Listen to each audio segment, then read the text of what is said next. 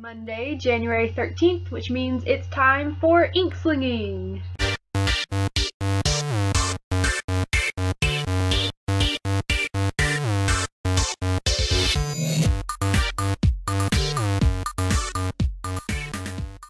Last night on our live chat, we had a question about first person versus third person narration, and I wanted to elaborate a little more on that today. Choosing a point of view for a novel can be difficult because it really does have an effect on the feel of the story. First person tends to make the story more intimate because the reader is given access to all of the narrator's thoughts and emotions. You'll notice that novels written in first person, like Girl of Fire and Thorns by Carson or Shatter by Tahereh Mafi, are mostly focused on the main character's growth and experience throughout the story. Some people will try to tell you that first person is the easy way to write a book, but I highly disagree. First person limits you as a writer, in a good way. First person forces you to stay in one character's head for an entire novel or series. You can only show your readers the things that your narrator sees and that character's interpretation of events. If something significant happens and your narrator isn't around, you can't show it. If your narrator is interpreting another character's actions incorrectly, your readers won't know that. Like I said though, these limitations can be good for the story and for the writer.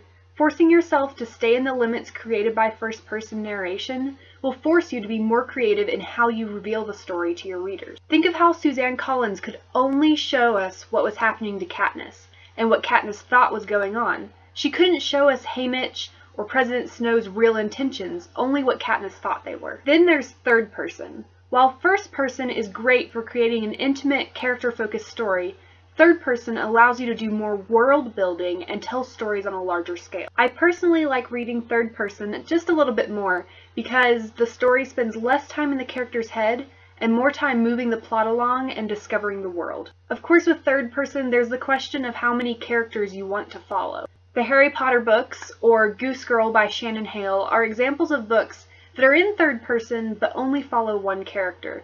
These are a bit like first-person novels in that we only see what the main character sees.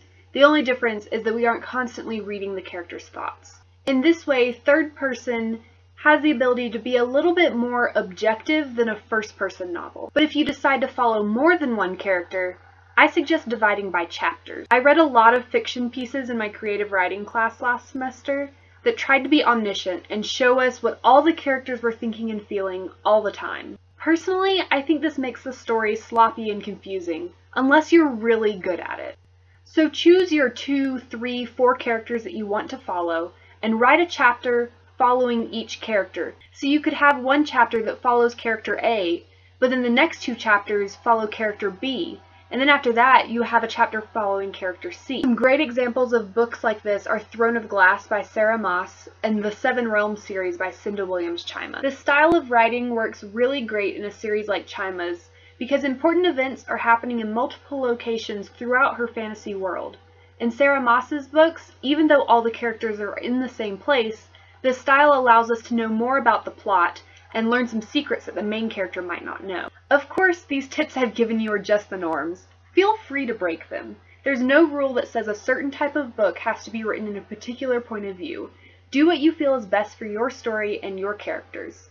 But hopefully, if you're stuck trying to decide, this was helpful. And I hope you all have a great week, Word Nerds, and make sure to join us this Sunday, 7 p.m. Eastern Time, when we will live chat about the 2 V's, vulgarity and violence. And I'll see you then.